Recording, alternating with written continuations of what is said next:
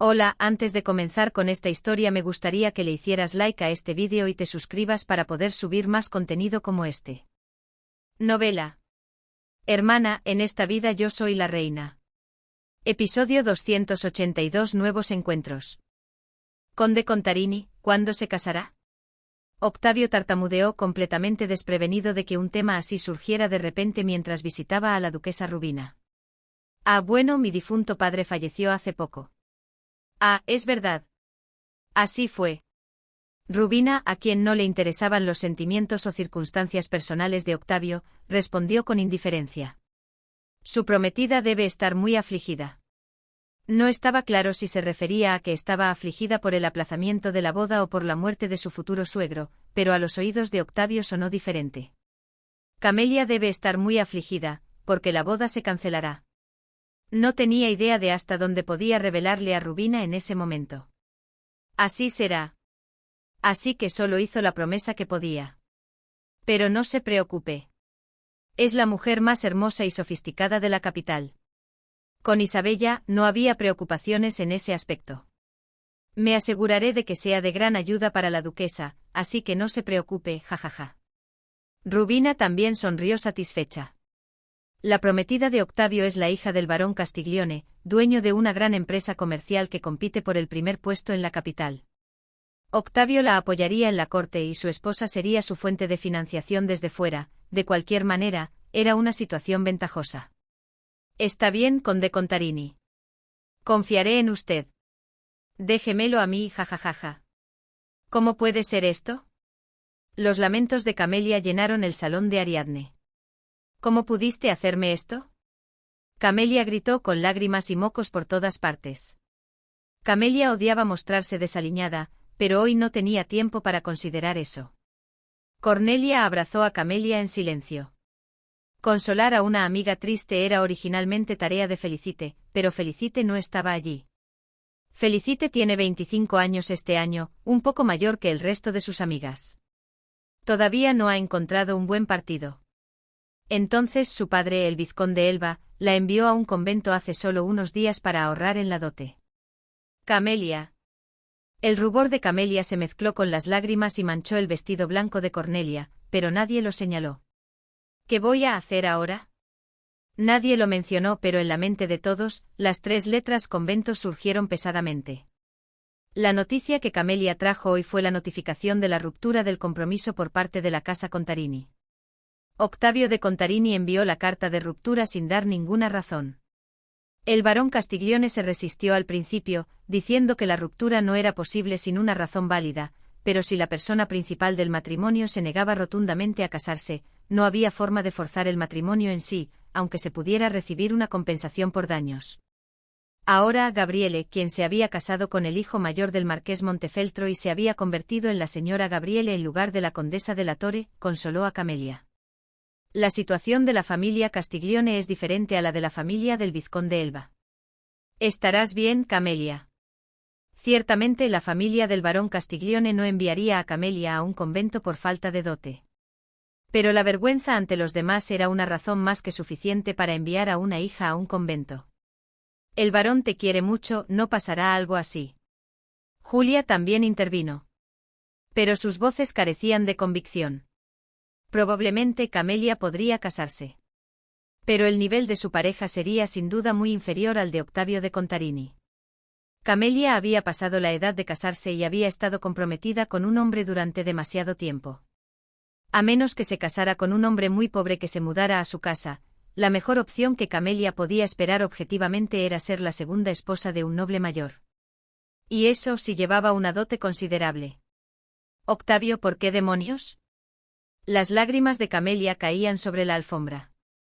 Eran lágrimas mezcladas con resentimiento y amor por Octavio, y sobre todo, desesperación y rabia por su propia situación. ¿Por qué demonios ahora?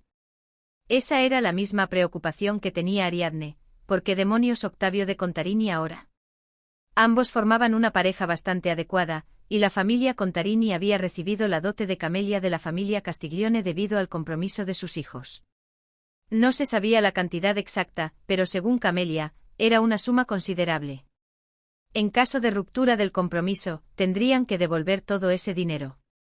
Y si no había una razón válida, incluso con una compensación por daños.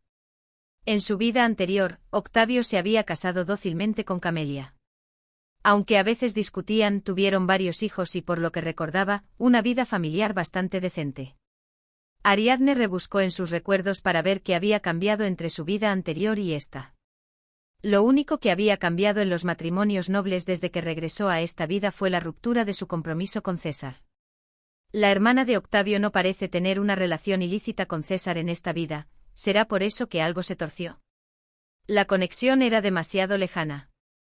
O tal vez Octavio no se juntaba con César en la capital y en ese tiempo hizo otras cosas y conoció a otra mujer. ¿Quién sería entonces la pareja de matrimonio? No podría haber sido una mujer que pudiera conocer por una vía respetable, una cortesana, o la hija de una familia campesina pobre. De repente una idea cruzó la mente de Ariadne como un relámpago. Isabella. Camelia, que había llorado durante mucho tiempo en los brazos de sus amigas en el salón de Ariadne, se despidió de ellas diciendo que se iría a casa. Había llorado tanto delante de ellas que le daba vergüenza seguir viéndolas. Además, tenía los párpados muy hinchados. Tenía la intención de dar un pequeño paseo por el jardín de la mansión de Mare para deshincharse antes de subir al carruaje y luego irse a casa. Camelia, que siempre había sido una hija hermosa y buena, por primera vez en su vida, había decepcionado a sus padres. Recibir una notificación unilateral de ruptura de compromiso de su prometido. Para Camelia se sintió como una carta de fracaso, como si le dijeran que era por su falta de feminidad. ¿Será que soy fea y vieja, y por eso Octavio ya no me ama? Pensando eso, Camelia, que caminaba por los jardines de Ariadne, volvió a derramar lágrimas. Si se limpiaba los ojos calientes con las manos, el maquillaje se arruinaría. Era el maquillaje de ojos que había protegido desesperadamente, secándose las lágrimas con un pañuelo en el salón. No podía arruinarlo ahora. Sniff, sniff. Caminó sin ver nada. Mientras caminaba a paso rápido sin rumbo, Camelia chocó con alguien. Era un hombre de complexión robusta. ¡Ay! Camelia cayó en un parterre de petunias. ¿Está bien? Un hombre de mediana edad se apresuró a mirar a Camelia. No era alto, pero su complexión ancha lo hacía parecer confiable. ¿No se ha lastimado mucho? Camelia miró fijamente al hombre. Era un rostro que nunca había visto, pero extrañamente le resultaba familiar. Pero eso no era lo importante en ese momento. Camelia gimió y murmuró. Mi tobillo, me duele el tobillo. Oh, por mi culpa. El hombre de mediana edad, al parecer reacio a dejar a Camelia sola, calculó el tiempo y le ofreció. Tengo algo que hacer en esta casa, pero creo que puedo volver rápidamente. Si no le importa, la llevaré a su casa ahora mismo, hacia donde es su casa. Camelia no había pensado en nada hasta ese momento. Ariadne subía la colina de Toledo. Eran las 9 de la noche y estaba sola, como le había aconsejado la anciana mora. Id 2. Su yegua castaña, que tropezó con una piedra inesperada en la oscuridad, levantó las patas delanteras y relinchó fuertemente. Rafina, shhh. Ariadne intentó calmar al caballo. Está bien, está bien. Id 2. Pero el caballo volvió a levantar las patas delanteras y relinchó, y Ariadne apretó las riendas para tirar del bocado. Crack. Pero las riendas, al recibir presión, hicieron un ruido extraño y se rompieron. Ah. Ariadne por reflejo agarró las riendas del otro lado que no se habían roto, al mismo tiempo que se aferraba a la crin del caballo y pegaba su cuerpo al lomo del animal. Id 2. Rafina volvió a relinchar, pero era un caballo dócil por naturaleza. Al sentir que su dueña estaba en peligro, el caballo se detuvo en el sitio y recuperó el aliento. Cuando el caballo se detuvo por completo, Ariadne saltó de la silla y examinó las riendas rotas. A primera vista parece que se rompieron por el desgaste, pero no era posible que las riendas del caballo que usaba la condesa de Mare en la mansión de Mare estuvieran viejas. Ella examinó cuidadosamente las riendas. Esto es, en la parte rota de las riendas del caballo, se veía una parte ligeramente lijada. Se habían esforzado en hacer que pareciera un desgaste natural, pero el resto del arnés era de cuero nuevo y brillante. Ella se quedó de pie en el camino que subía la colina, dándole vueltas a la cabeza. Intento de asesinato. ¿Quién demonios hizo esto? Sus pensamientos fueron interrumpidos por un fuerte regaño. Te dije que nos encontráramos en la cima de la colina, ¿por qué estás holgazaneando aquí? Ariadne se sobresaltó y miró hacia atrás. La misma anciana mora la miraba fijamente, agitando su bastón. No hay necesidad de gritar. Ariadne le gritó de vuelta para ocultar su corazón sobresaltado. La anciana mora sonrió y respondió. Nosotros, la gente como nosotros, solo podemos gritar en la noche de luna nueva. Ten un poco de paciencia.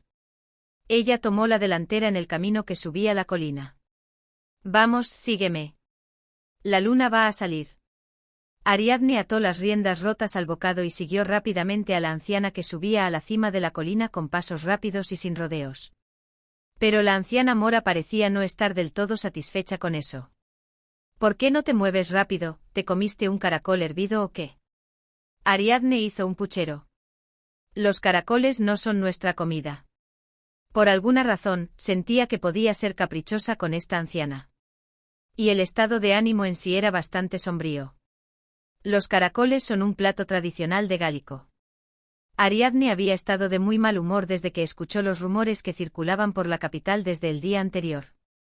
El rumor era que el príncipe Alfonso ya está casado con la gran duquesa Lariesa, y aunque León III había intentado desesperadamente mantenerlo en secreto, la información ya circulaba entre las personas bien informadas. Pero la anciana mora parecía no tener intención de complacer los caprichos de Ariadne. Ni siquiera sabes una metáfora. Ella se rió alegremente y al llegar a la cima de la colina, extendió los brazos. Mira, ¿no hay nadie? Ariadne comenzó a sentir resentimiento por la conversación unilateral de la anciana morisca. A esta hora, en la cima de la colina de Toledo, no habrá nadie. Aunque la anciana mora debió haber escuchado la rebeldía en su voz, ella respondió con la misma franqueza. No, no.